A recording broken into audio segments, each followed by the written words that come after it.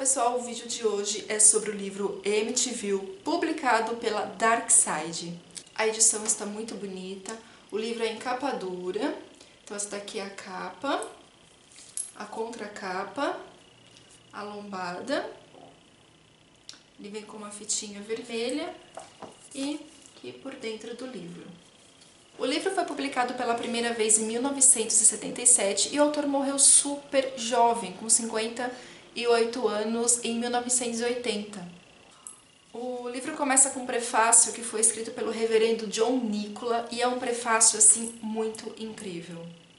Ele começa falando sobre o exorcismo cristão, mas que o exorcismo ele não é algo novo, ou seja, ele não é algo criado pelo cristianismo, muito pelo contrário, desde as civilizações semitas, indo lá para os babilônios, eles já se utilizavam de proteções e de rituais de banimento. Hoje utilizamos exorcismos, mas naquela época eles chamavam de banimentos. Então a presença maligna, a presença demoníaca, ela sempre existiu anterior ao cristianismo. E é interessante porque eu sou pagã, mas eu acho interessante que eu vejo muito pagão por aí falando assim, porque o cristianismo veio com essa história de demônio para colocar medo nas pessoas, para as pessoas irem para a religião deles, não sei o quê. Mas, meus amores, presença demoníaca, presença maligna sempre existiu em mitologias anteriores. Não é algo novo, não é algo do cristianismo. E o reverendo, ele faz um questionamento. O demônio realmente existe? E ele cita 3 pontos de vistas que são utilizados no moderno mundo ocidental para essa questão de possessão demoníaca, presença maligna. O primeiro ponto é o lado científico, né? Que tudo pode ser comprovado através de uma investigação científica. Segundo ponto é o supersticioso, é aquele que ignora a ciência. E o terceiro ponto são os dois, é a ciência junto com a superstição, que aí você tem a religião, e a religião que determina o que é essa presença e assim por diante. E aí ele faz uma observação muito bacana, que é que você acaba se deparando com certos preconceitos de algo que você não tem como provar, que é o caso do que acontece nessa história aqui. Você, na verdade, não tem como provar se realmente tudo isso aconteceu ou não. Apesar de toda a história, que aí é só vocês lendo mesmo para entenderem. Porque depois que eu terminei a leitura, eu voltei para esse prefácio e eu fiquei realmente ali pensando. Claro que eu sou uma pessoa que já passei por um tipo de situação de exorcismo. Para quem não viu aquele meu vídeo sobre o livro Exorcismo, publicado pela Darkside, eu vou deixar o link aqui abaixo. Eu já tive essa experiência que não é legal, então eu sou uma pessoa totalmente à parte. Eu acho que sim, quando acontecem esses tipos de manifestações e tal, isso tem que ser investigado, tem que ver se isso não é um problema psicológico das pessoas, se a ciência pode realmente explicar aquilo, se tudo for, né? E tem certas coisas que assim, né, gente, que nem as coisas que eu presenciei não precisava de nenhum cientista ali pra comprovar alguma coisa. É perigoso o cientista sair correndo, né? Mas é isso, então eu achei muito, muito interessante esse prefácio. E aí nós vamos para o prólogo do livro. O prólogo diz o seguinte, que no dia 13 de novembro de 1974, numa casa colonial de número 112, essa história ocorreu nos Estados Unidos, essa casa ela foi um palco de uma chacina. Na casa morava um casal com seus 5 filhos. O filho mais velho, o Ronald, de 23 anos, ele matou os pais, matou os 2 irmãos e as 2 irmãs a tiros. E ele foi condenado à prisão perpétua.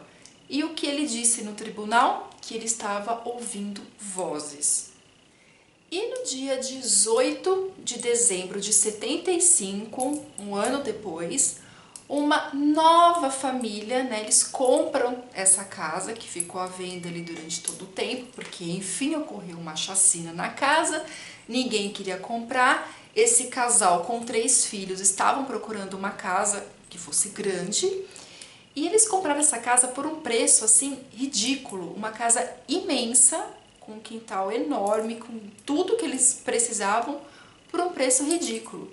E eles, óbvio, eles sabiam, né, do que havia acontecido na casa, porque saiu nos jornais, aquela coisa toda, mas eles não eram supersticiosos. Tanto que eles ficaram até com a mobília da família anterior, como cama, mesa de jantar e etc. E não estavam nem um pouco preocupados se aquela cama morreu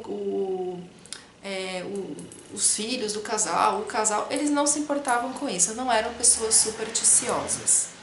Essa família ficou na casa apenas 28 dias. Então, no livro você tem os 28 dias. Então, os capítulos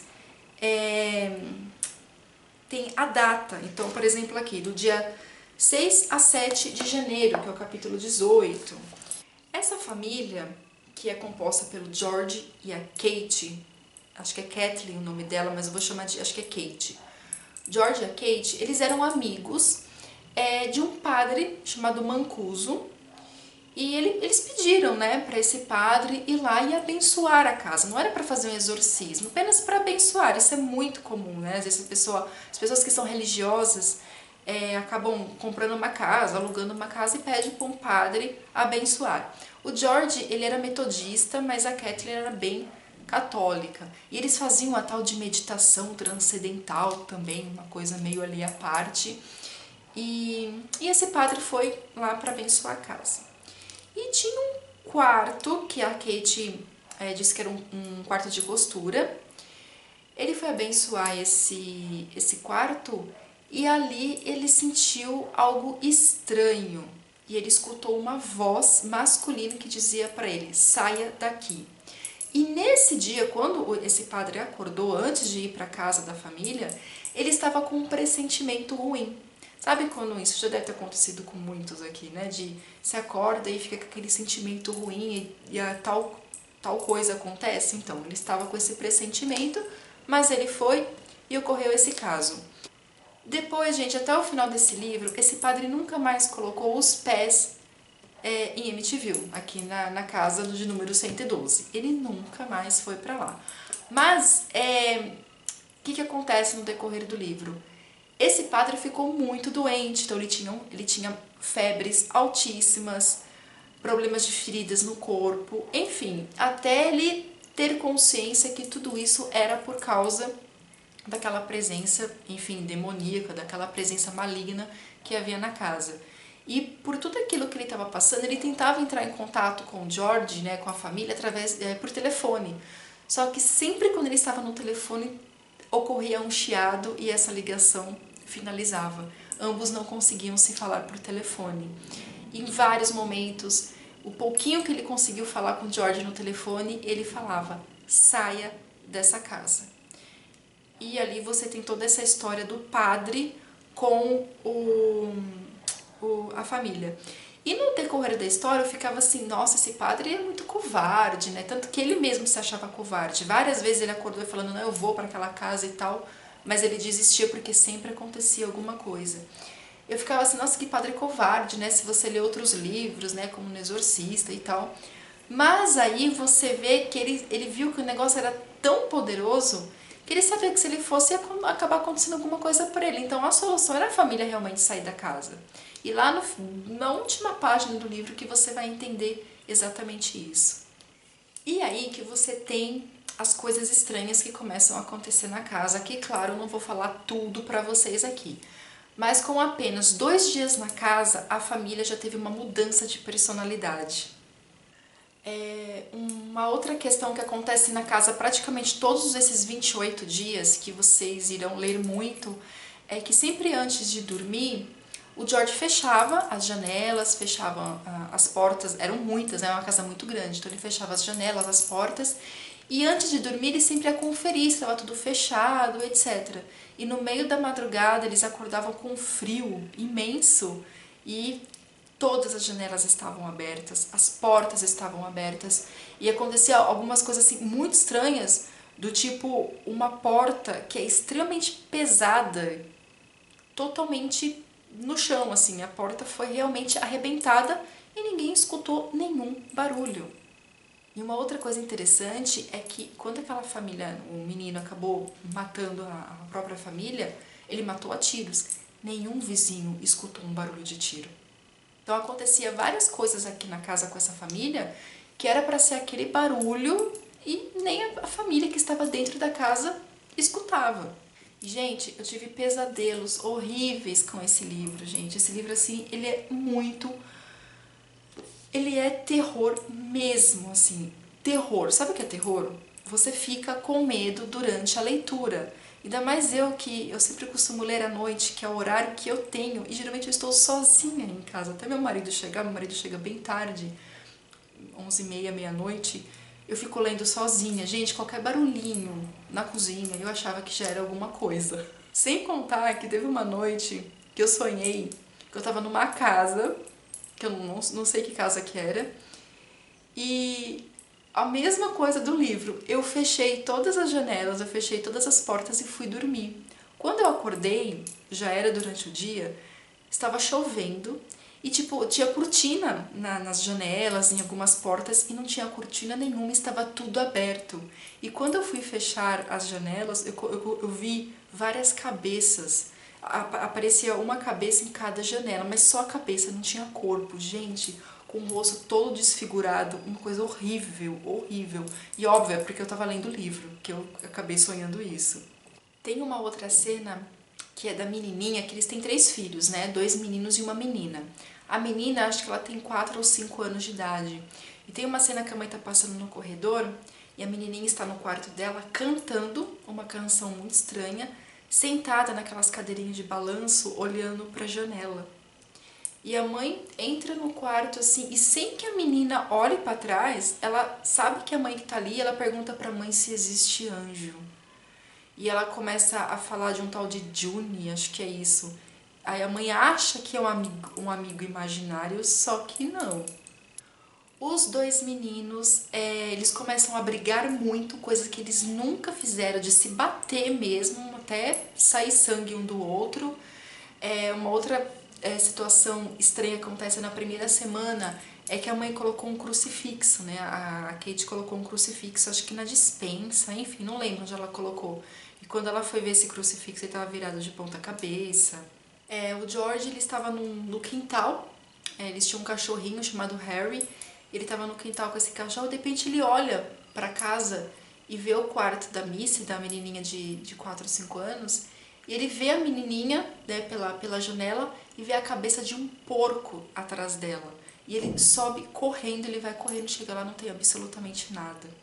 A Kate, sempre quando ela está na cozinha, ela sente um perfume doce, ela sente que é uma presença feminina que tenta abraçá-la, tenta não, que abraça, que ela sente o toque.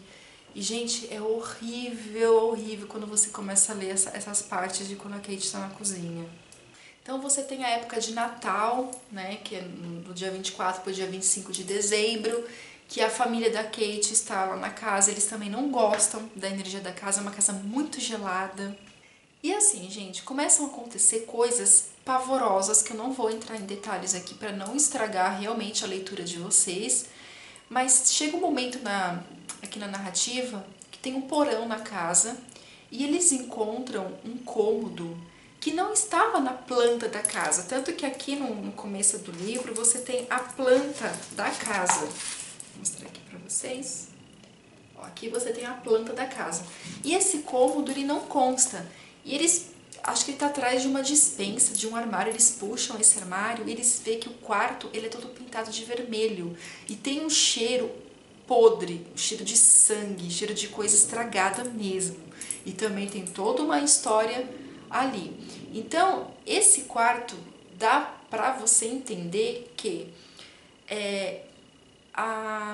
as coisas que estão acontecendo aqui na casa não é da família que morou, da família que foi assassinada pelo filho, e sim de alguma coisa anterior a isso, porque um menino matou a família porque ele escutava vozes. Então esse menino já tinha alguma coisa com essa questão, com esse quarto, enfim, com o que havia acontecido ali.